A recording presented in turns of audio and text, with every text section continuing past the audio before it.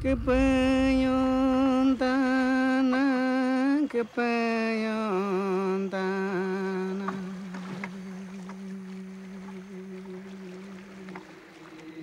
Sinang aku make baiki.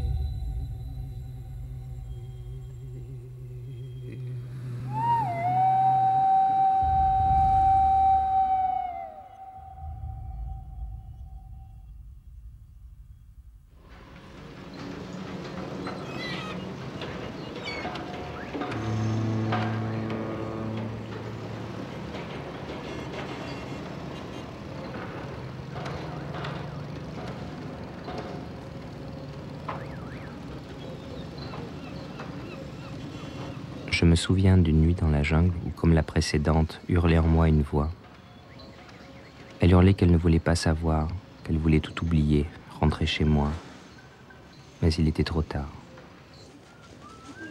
L'expérience mystique n'est pas une pratique intégrée à nos cultures, et pourtant j'ai senti son appel. Je suis allé les voir, eux, les indigènes, les chamans, ces sorciers qui soignent avec des plantes psychotropes. En portant le verre à mes lèvres, je ne savais pas encore que je m'étais embarqué pour un voyage sans retour.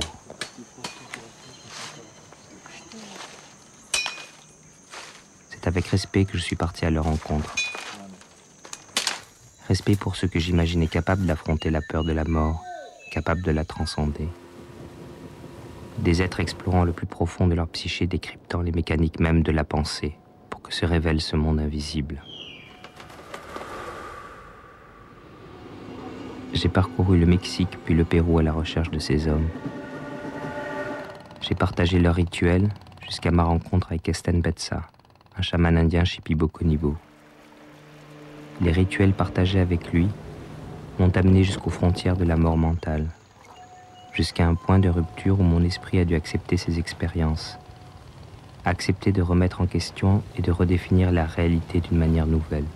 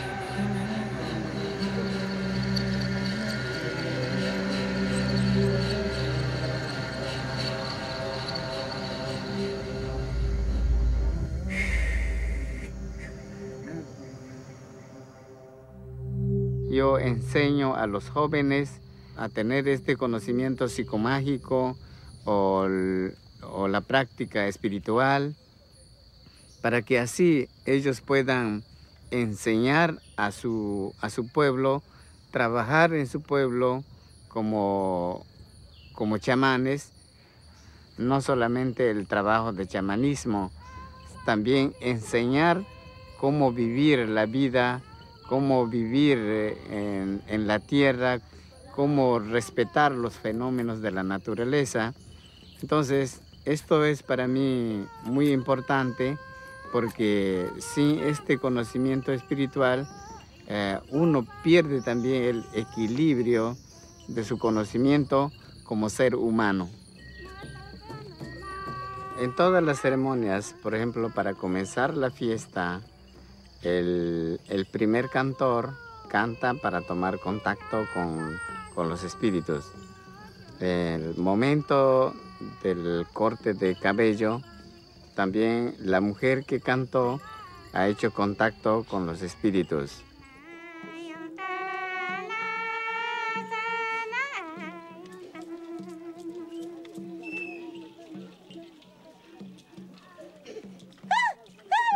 Después, en el momento del sacrificio del animal, también hacen contacto con los espíritus, ¿no? Y luego, cuando traen acá a la casa el animal muerto, la mujer canta poniendo el animal, también está entregando el espíritu del animal al espíritu de los muertos.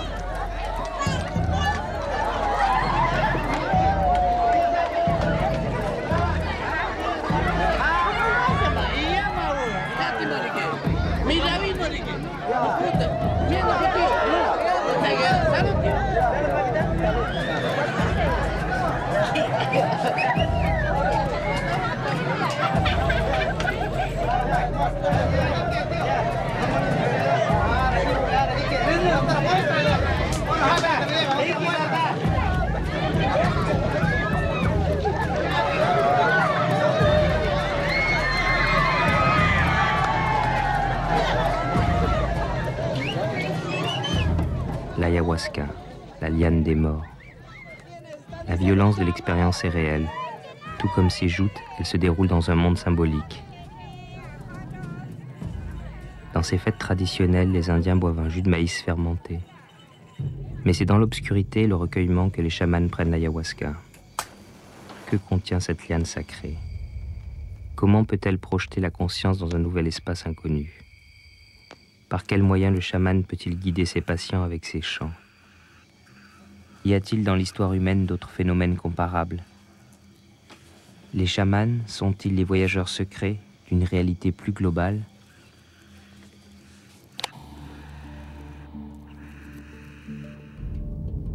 Dès le retour de mon premier voyage, j'ai voulu enquêter dans la science, le domaine qui validait jusqu'à présent mon système de croyances.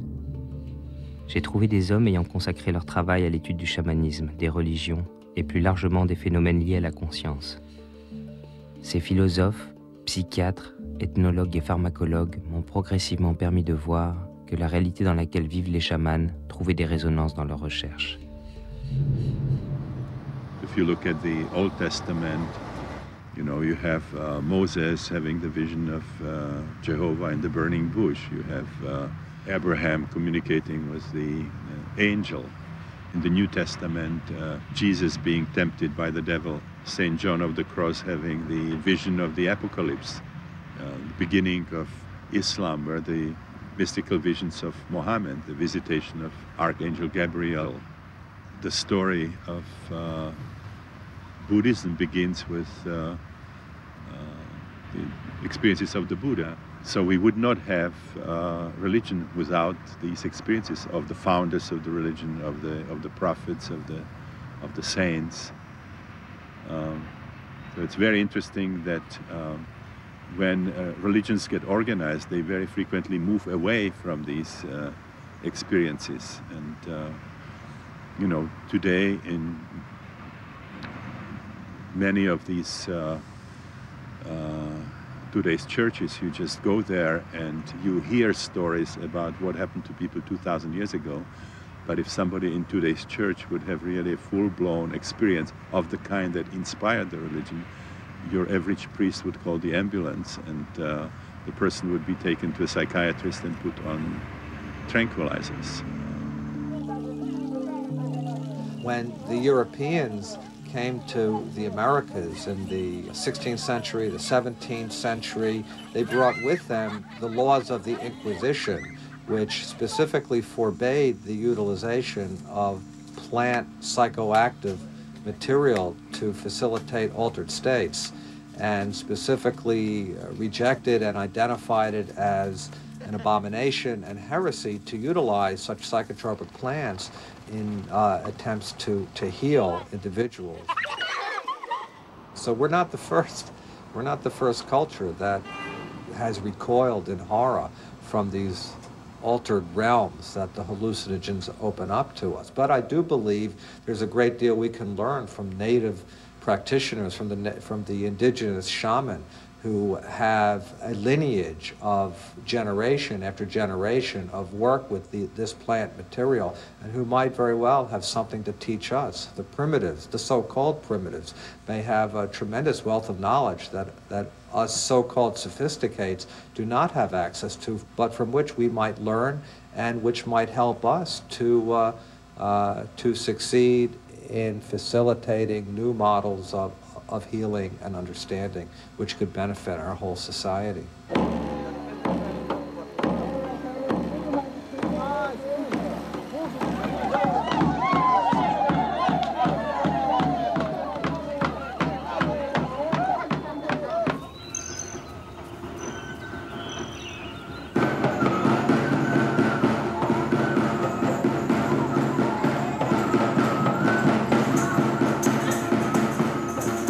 Social, un chamán dentro de los pueblos indígenas es como un líder espiritual, es un guía espiritual. Uno tiene que ir escalando el nivel del conocimiento. Entonces, para ser un buen chamán requiere un buen tiempo, como 1 año o 2 años, para ir ganando tanto el conocimiento y la técnica de las prácticas, y como también el uso de las plantas medicinales.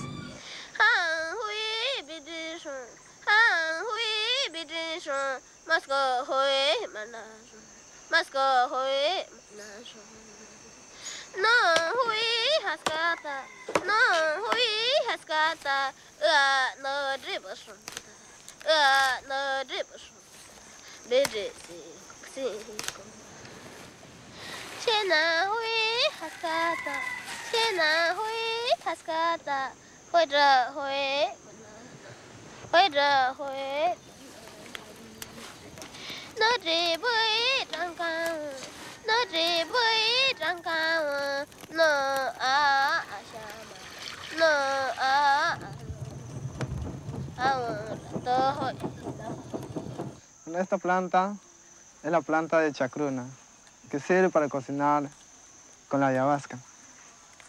La ayahuasca proviene mareos y la chacruna proviene visiones. Para eso se juntan los dos, de las dos plantas. La ayahuasca se va a cocinar casi como 10 horas. Se tiene que refinarse todavía, sacar un poco de esta medida.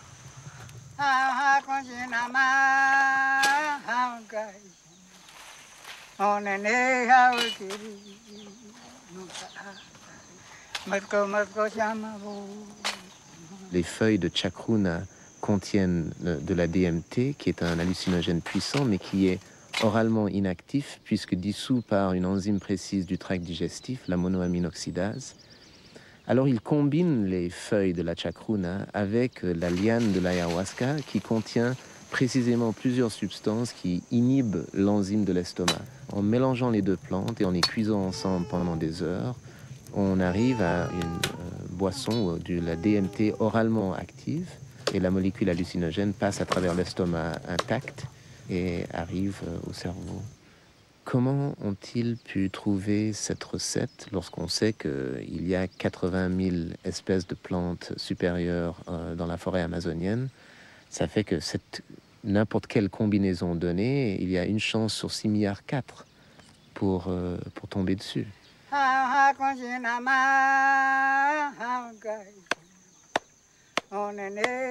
think that clearly shamanism is an ancestral science, and it's ancestral, but it's contemporary as well because it has survived so many thousands of years.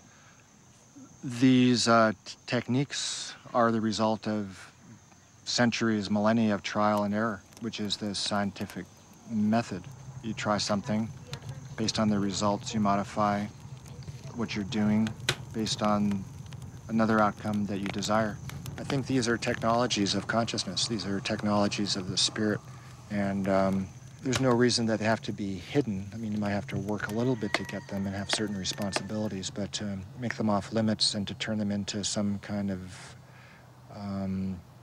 bad, shunned phenomena is just not true. It's just not fair either, really.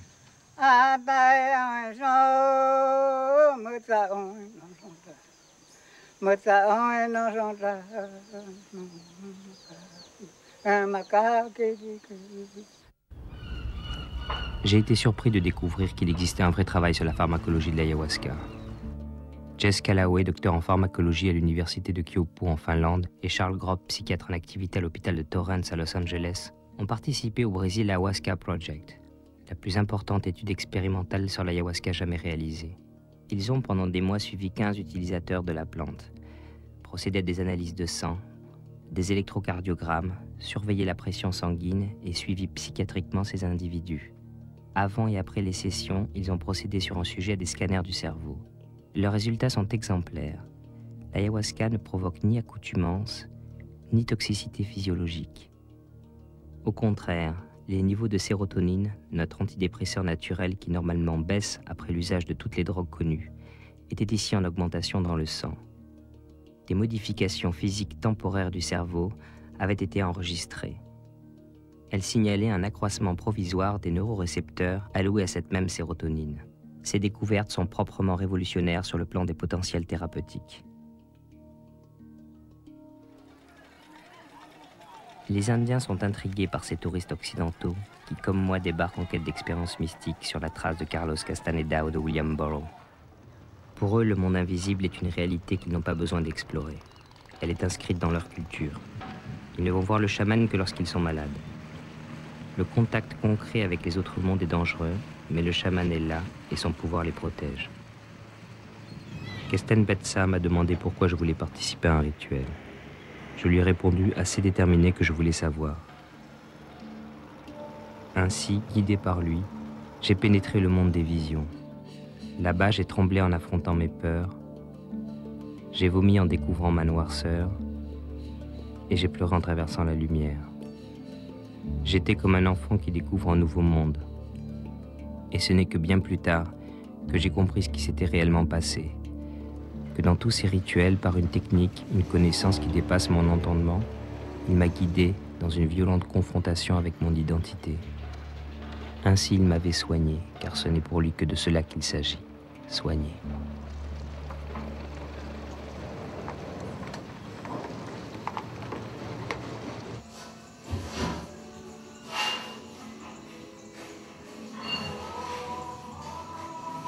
Desde el otro punto del mundo o dimensión se puede fácilmente comprender, reconocer la enfermedad. Las raíces de la enfermedad, uno puede ser psicológico, otro puede ser orgánico, otro puede ser espiritual.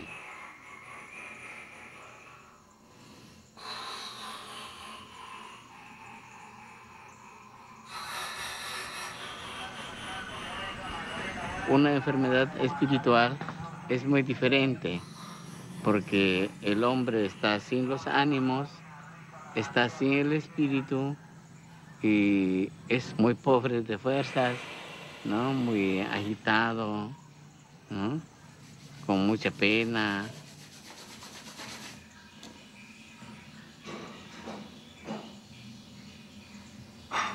Podrías traer el día domingo en la noche para hacerle un buen trabajo. Ya. En la noche, a las 9 de la noche. A las 9. Pero Ya.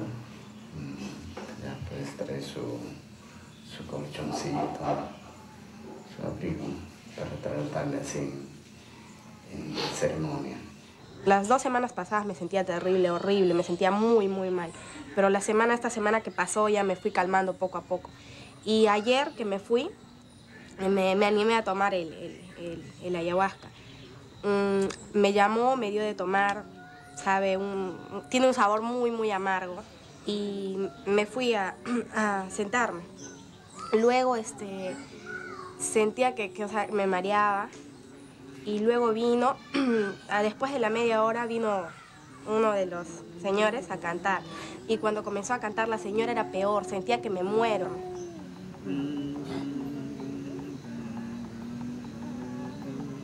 Y más o menos después de la hora habrá sido, después de que me cantó el señor, sentía que estaba soñando y una voz de una mujer que me decía, sí, esto es un sueño, no pienses que es tu imaginación, estás soñando no porque tú quieres, sino por el ayahuasca.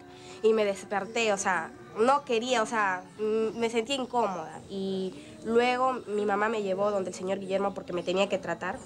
Y cuando me paraba me sentía como en las nubes, bien frágil.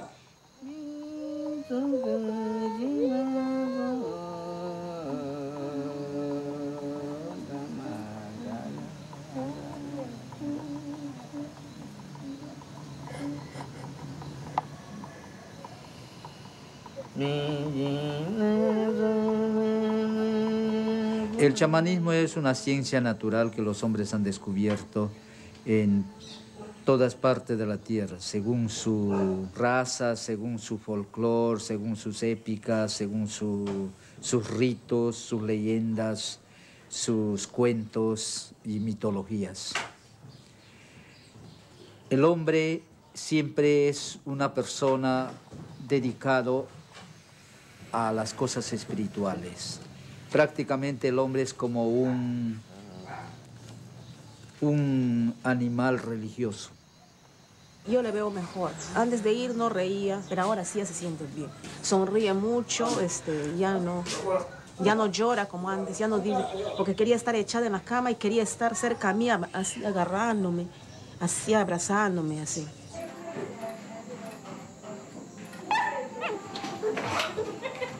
Saluda.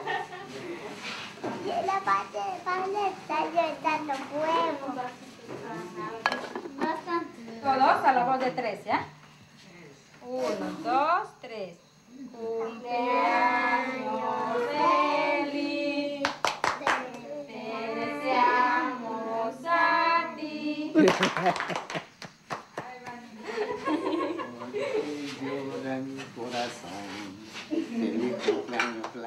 So let's say shamanism has several components. Well, this is a term created by anthropologists. Of course, the term shaman comes from the Tungus language, and it has been applied to practitioners all over the world.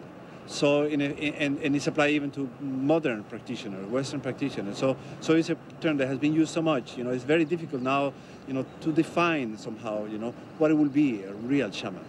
But I would say that we have several characteristics. It will be a man or a woman who is able to enter a modified state of consciousness, and by means of, and in this trance state or whatever, non-ordinary state, he is able to contact spirit realm, spirit world, in the name of his community.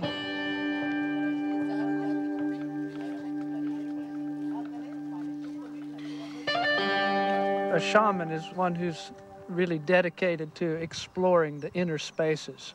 I mean, they've really made an effort to do this. And as a scientist, I have to say that we don't and we can't know everything, and that there's so many things that we can't know and don't know, that we have to leave open the possibility that there are people like shamans who can tune into information that's not readily available to other people. And these people have quite an important function, if for no other reason than to give us some perspective on reality. Yo he llegado a muchas partes donde están grandes hombres, están unos hombres, unos ancianos, unos reyes, donde tienen la sabiduría, verdaderamente una sabiduría, máxima sabiduría, como nosotros decimos, que lo saben todo.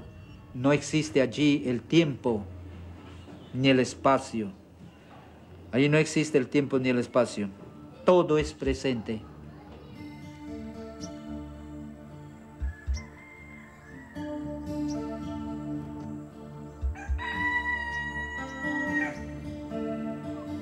Well, usually, when we look at Western science, there's the Cartesian Newtonian thinking is seen as something that is very rational, very far from non-ordinary states, and we forget that the inspiration for Descartes, for the Discours de la Méthode, came from a dream, and a dream within a dream, basically, from a non-ordinary state of consciousness.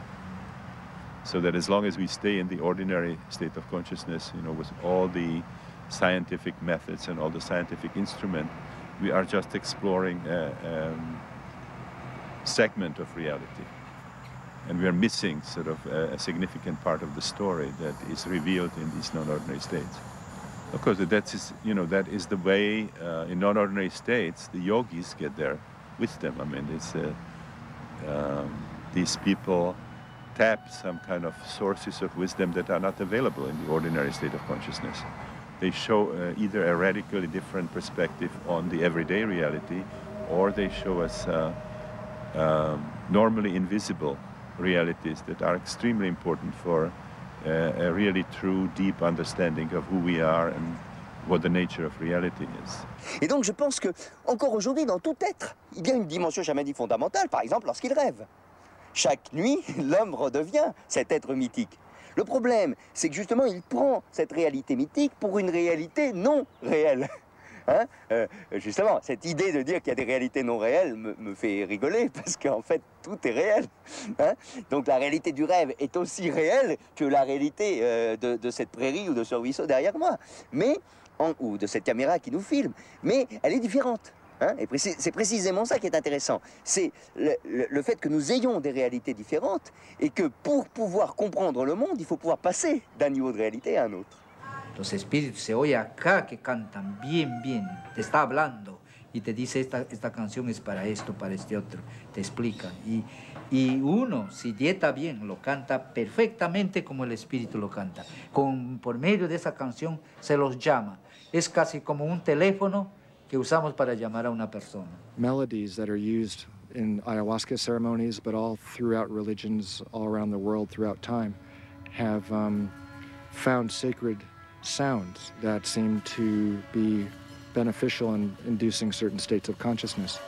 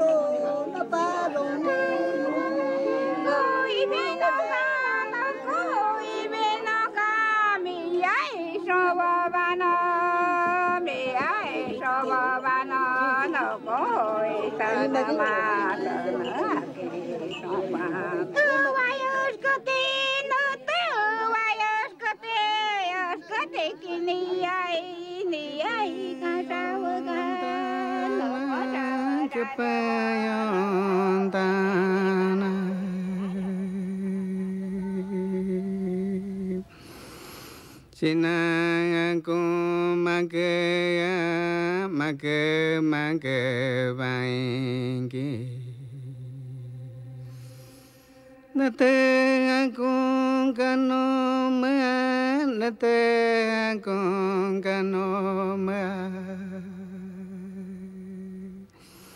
Canorama meada, canorama meada. Soy yo no voy.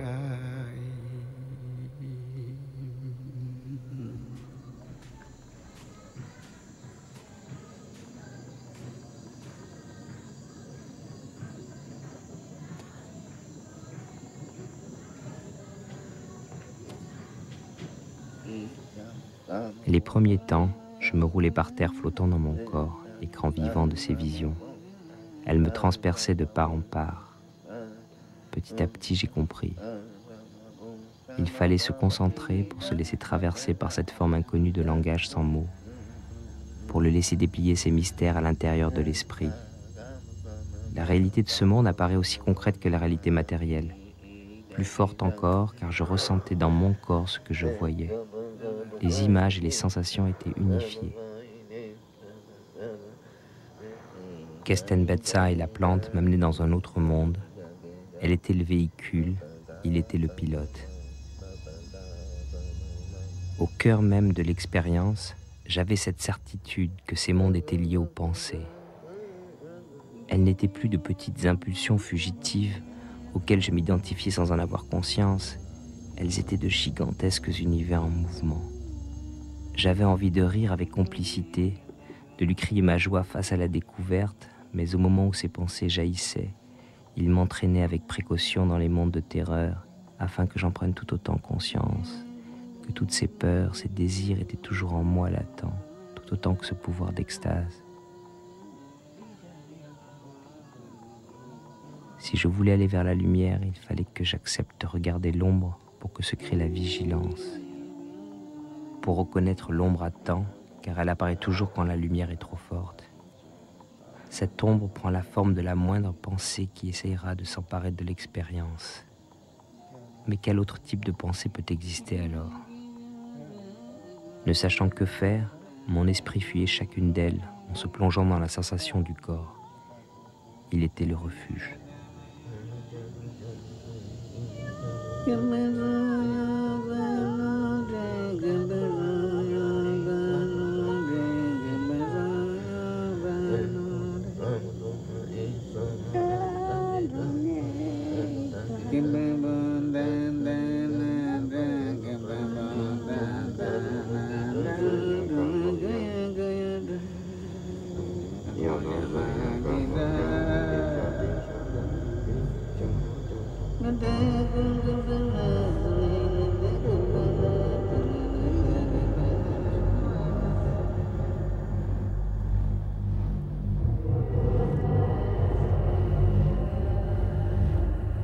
Quite often with ayahuasca visions, there's a coherence to the vision. There's a message to the vision. There's intrinsic meaning to what is being perceived. La chacruna es como la vista. La chacruna es como la vista. Abre la mente y la vista y entonces puede captar muchas cosas. Las visiones que se puede encontrar a la serpiente es la madre de la planta, ¿no? Que representa. Esta serpiente puede ser también un medio de viaje. Esta serpiente también puede ser un maestro en la enseñanza.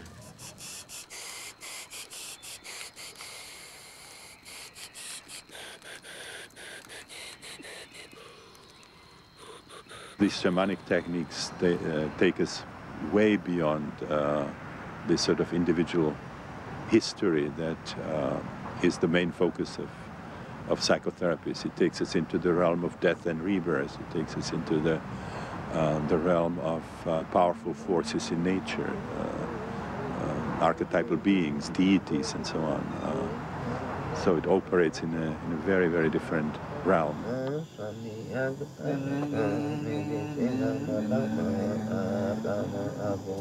I think about archetypes as kind of primordial, universal forms that somehow have objective existence.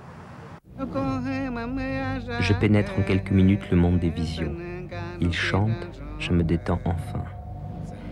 Les yeux mi-clos, j'observe un long balai de serpents qui laisse place à des crocodiles.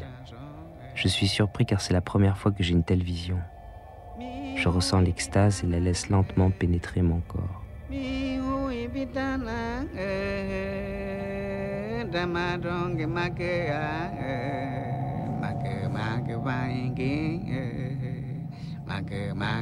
Puis son chant s'arrête, les crocodiles disparaissent et je flotte seul en moi-même. Les visions s'assombrissent. Je sens la terreur qui emplit mes organes. Ils me crient leur existence. Mon ventre se noue. Mon esprit ne peut accepter d'être lié à cet amas de chair palpitant.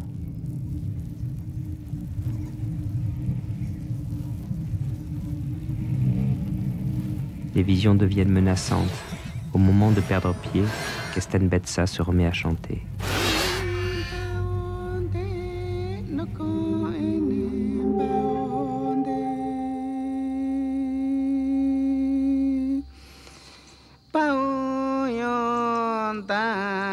Mes cellules se remettent à vibrer et l'extase est immédiate. Je ne pense plus. Je sens avec angoisse des mouvements en moi. L'énergie de ces bijoux vivants semble me soigner. Ils caressent mes viscères.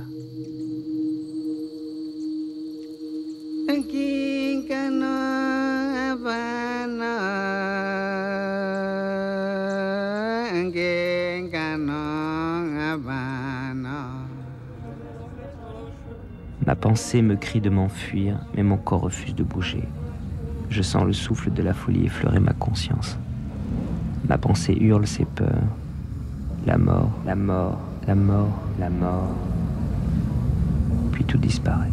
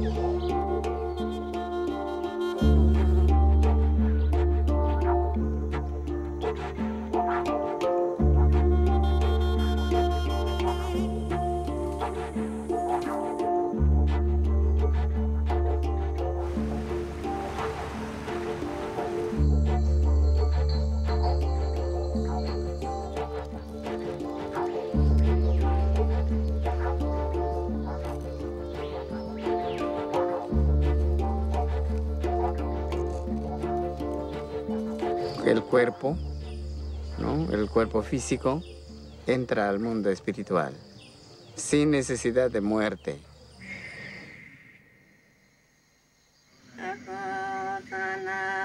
L'esprit qui venait à côté de moi, de poser un genou à terre, était une femme sans visage. Elle s'est lentement approchée et me touchait presque lorsque ma pensée a jailli. Esprit, tu peux entrer en moi, je tiens vite. À ce moment, le chant de Kesten Betsa m'a retenu. Il me disait « N'appelle pas un esprit comme ça, c'est dangereux. » L'invitation dans le monde des esprits est terminée.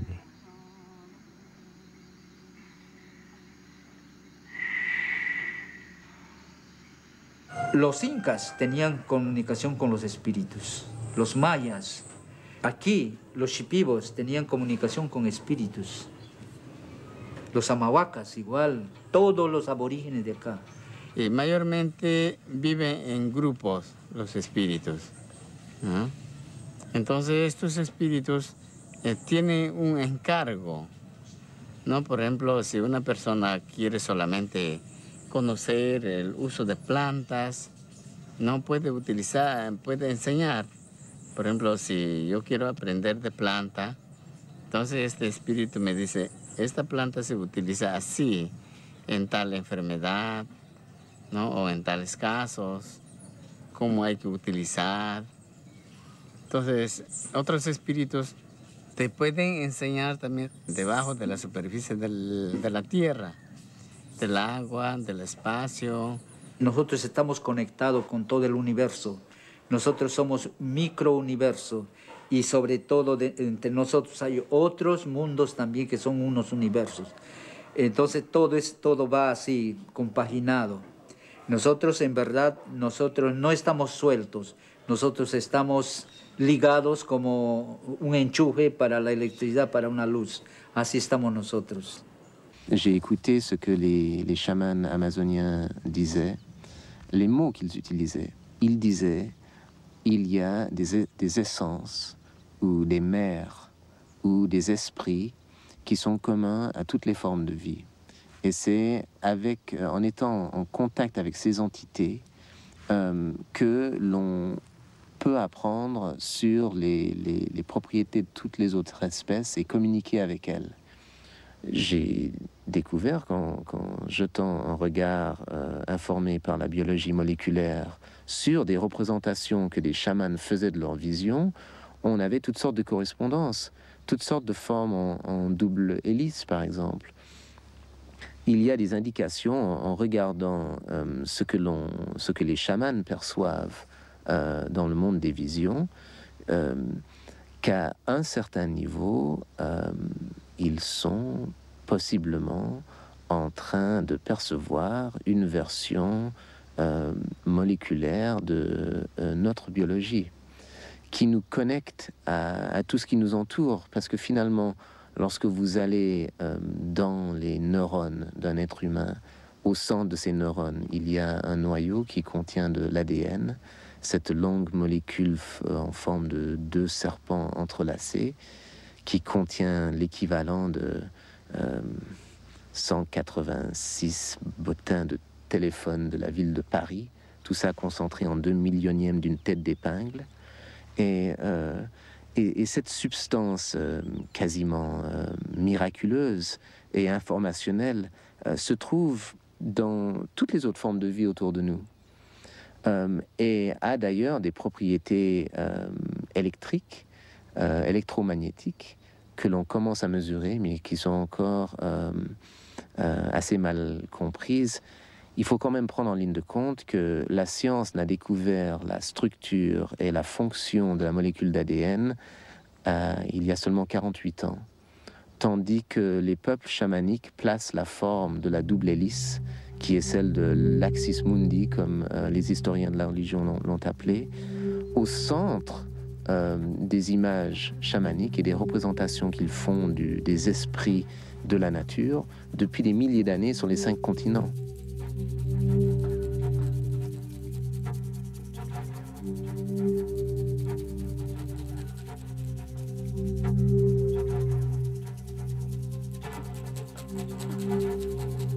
The double helix is the essential code of life, and Narby is suggesting that ayahuasca taps us into the most primordial levels of our sense of self, of our own intrinsic biology. I was thinking about that. I was trying to figure out how that would happen. I mean, there are people who do descend into their DNA on a big psychedelic trip.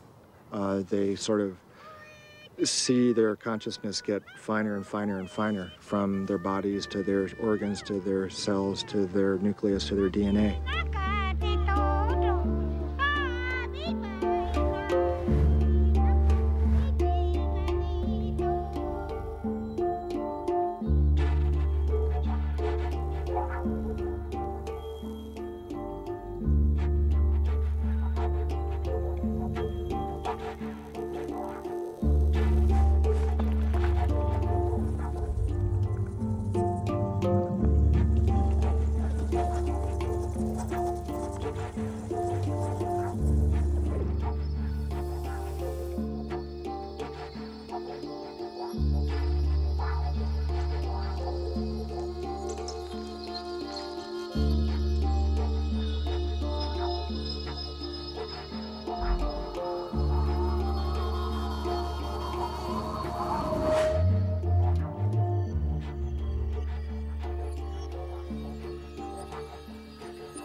we've got all the receptors there, and these receptors are exquisitely sensitive to even the most minute doses of some hallucinogens. Why is that? We seem to have evolved in a parallel path, let's say, the human central nervous system and plant hallucinogens. Did we come from a common core origin? Why is it that the human brain is wired to be so exquisitely sensitive to even minute doses of hallucinogens? This, to me, is an interesting question for scientists and philosophers to ponder.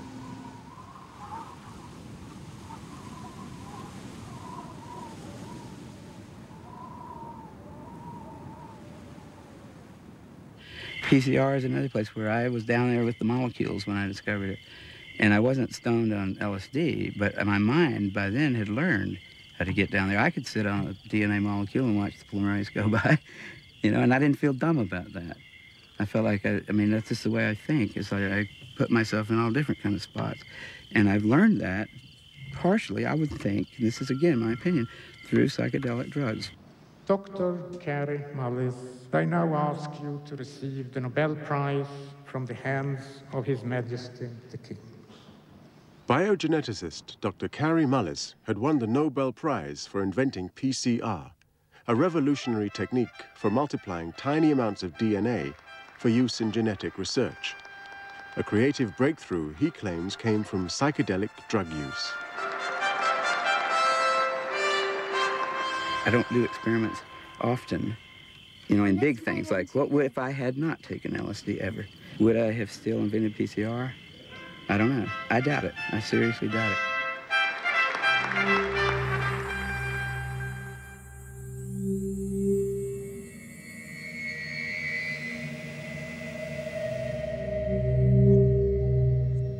I was inspired to create the series of paintings, the Sacred Mirrors, initially by a psychedelic experience. And that brought me out of my body. I'd like to combine the understanding of Western science with the more Asian and Eastern understanding about the life energy systems and things, and the shamanic understanding that it's all interwoven, you know, that we're from matter to spirit, it's a continuum.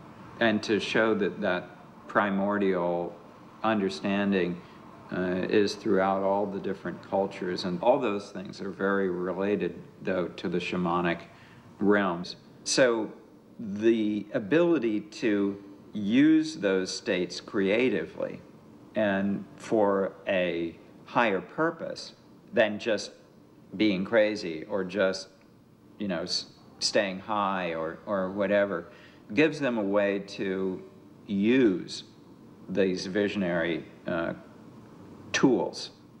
I think that more artists are experiencing the mystical state.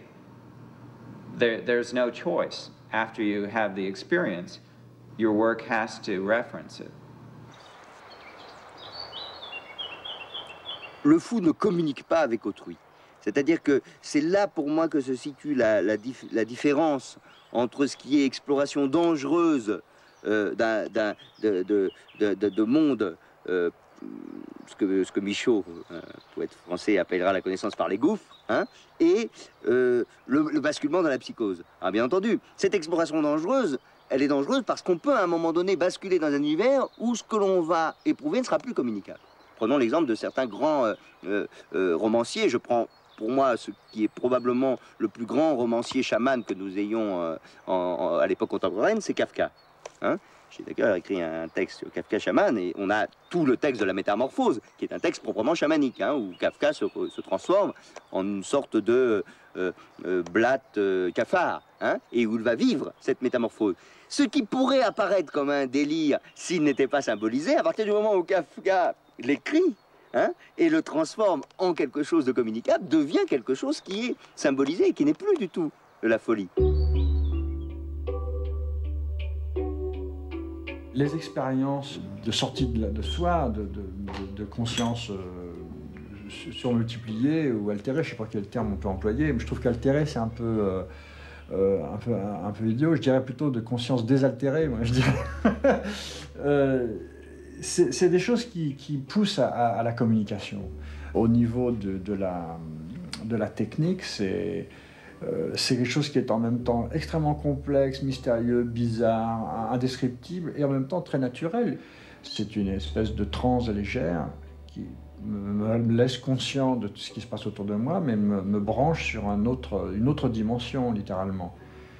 Et c'est comme s'il y avait un travail, plutôt que de création, c'est un travail de découverte. On découvre. C'est comme si les choses étaient couvertes. L'éducation de la perception et même la destruction des enveloppes et de tout ce qui fait qu'un être humain est intégré socialement, est civilisé, domestiqué, etc. L'artiste, lui, il doit casser ça.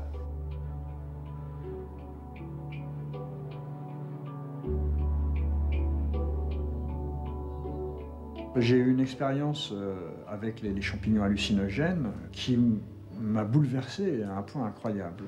Je dois dire que faire cette expérience avec les champignons, c'est quelque chose de tellement fort que, en ce qui me concerne, je me suis bien promis de ne pas recommencer. Et puis, il m'a fallu toute une vie pour, je dirais pas digérer, mais assimiler et développer ce que j'avais vécu au cours de ces quelques heures.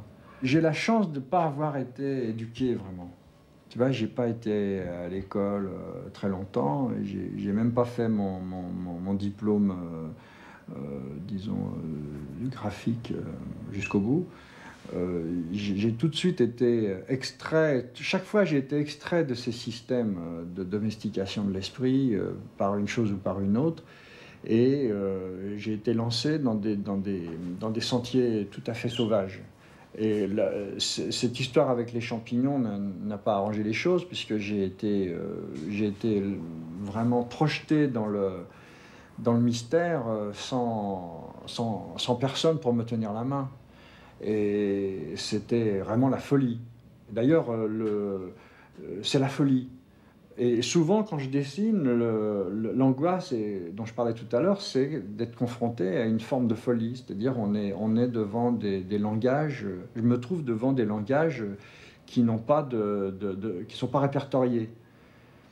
Et alors, c'est extrêmement difficile et douloureux. En même temps, bon, il suffit d'arrêter de dessiner, puis on prend la plage, on la jette. Mais c'est pas comme ça que ça se vit. Ça se vit comme si on était réellement en danger.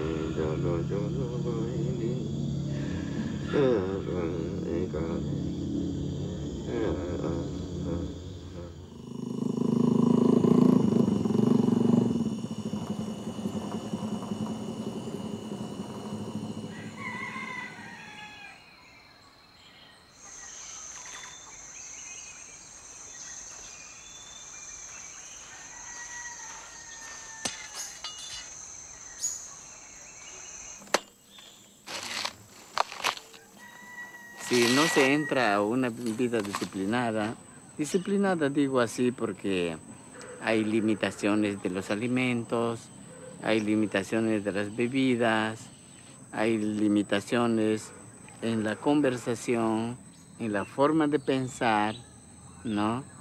Y estar purificado, ¿no? Entonces, en base a esa disciplina, uno puede captar las visiones, el conocimiento, los contactos con los espíritus y seguir avanzando hacia el fondo de la parte espiritual.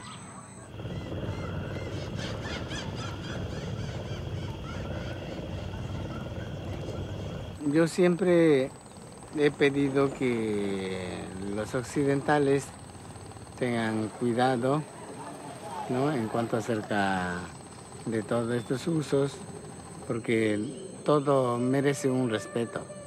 So many people in our culture taking psychedelics and ayahuasca and other things, it's just mere entertainment, like a roller coaster ride. And they have the experiences, they see the visions, and then that's the end of the ride, and they don't apply the knowledge. That's kind of sad. I think we have to do something with this information. These things are just keys, like any tool. The real information is locked in ourselves. We just have to figure out how to unlock it. The point is to open up the potential that we have. Il est certain que quand on commence à utiliser le cannabis ou les champignons ou le LSD ou le peyote ou l'ayahuasca pour remplacer la télé ou faire des rêves partis, c'est un désastre total.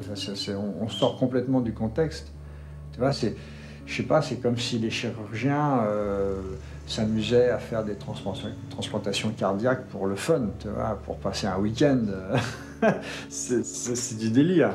It is the oldest spiritual system, also the oldest healing art. It is a system where the spiritual approach and the healing approach are not separated the way we have it in our culture, but it's integrated. And you know, I see the shamans as the early pioneers of consciousness.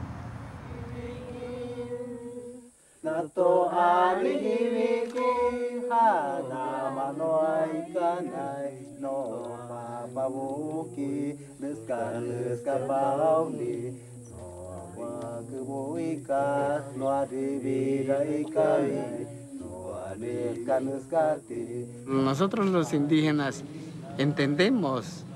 ¿Por qué? Porque convivimos con la naturaleza, convivimos con los espíritus, tenemos nuestro concepto tradicional, tenemos conocimiento de nuestra cultura, pero en sí los occidentales no, porque desconocen estos conceptos tradicionales.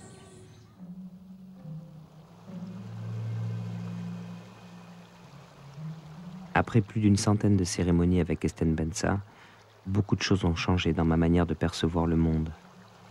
J'ai découvert que je n'avais jamais habité mon propre corps ni réellement quitté l'enfance.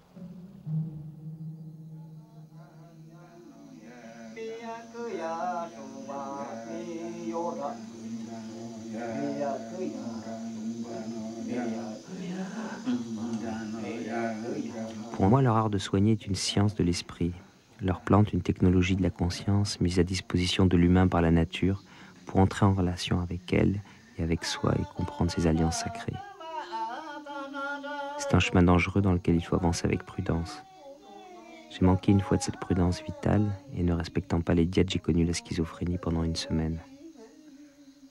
J'ai dû retourner dans la jungle pour qu'il m'aide à reconstruire la partie psychologique de mon esprit. Je me retrouve une nouvelle fois au cœur de l'expérience. Ce soir, nous avons pris une nouvelle plante. Les visions sont trop fortes. Je tente en me convulsant d'échapper à toute pensée. Pour ne pas devenir fou, pour être à l'instant, l'esprit mis à nu ressentant l'organique. J'ai des pensées que je n'ai jamais eues. L'impression d'accéder à des désirs cachés, à des pulsions secrètes. Les vérités se transforment en mensonges dès que je les attrape. Une cascade sans fin d'informations sur mes mécaniques psychiques, sur ce que je suis ou crois être. Je ne peux que sentir le sang couler dans mes veines, sentir le plus infime de mes muscles, tandis que les visions augmentent et se déploient au rythme des chants. Mon identité se dissout dans ces images perçues comme des concepts cognitifs insaisissables par la pensée.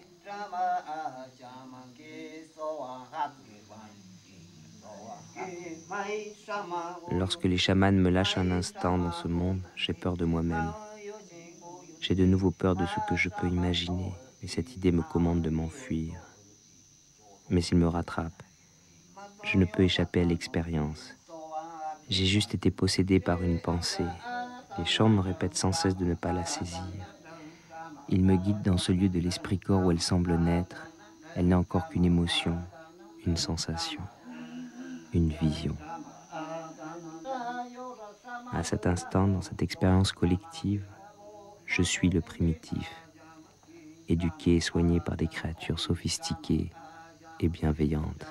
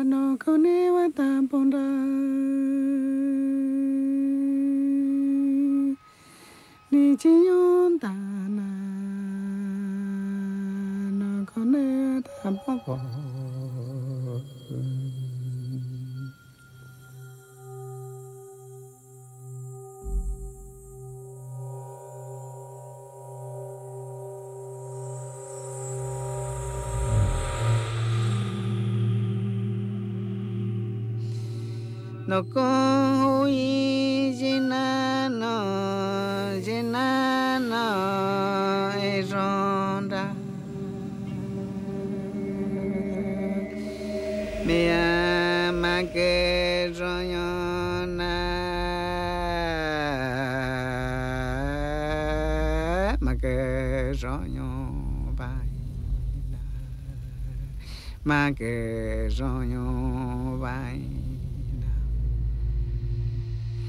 awe ini canoa Antoninda o cande jin kaine o cabo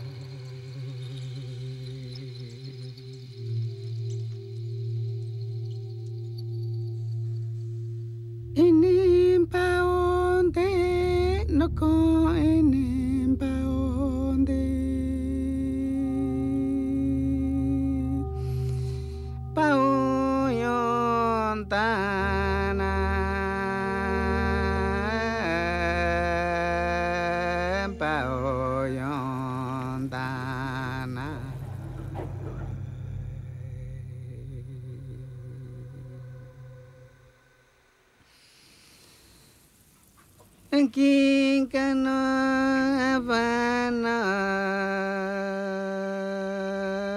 Kinkano Havana.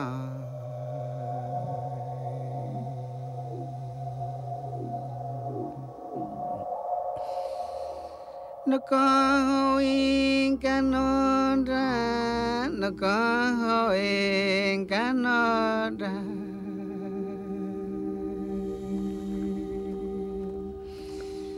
Matandrondo mayona, matandrondo mayona.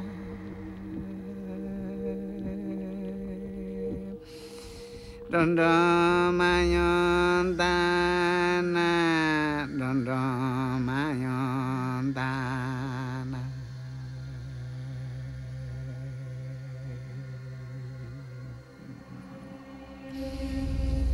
Miang Arova, Rama Miang Arova.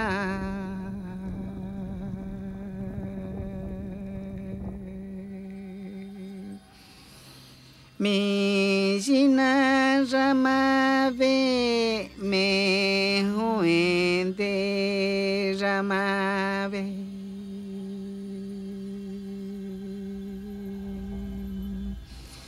No conso Encanodra me ampada rona pada ronyo vano.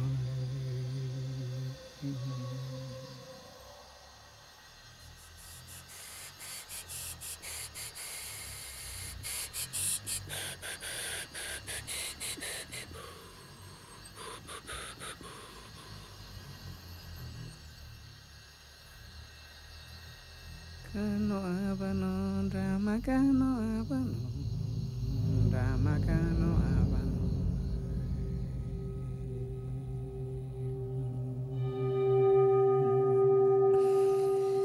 Niwa tamponda, no koniwa tamponda.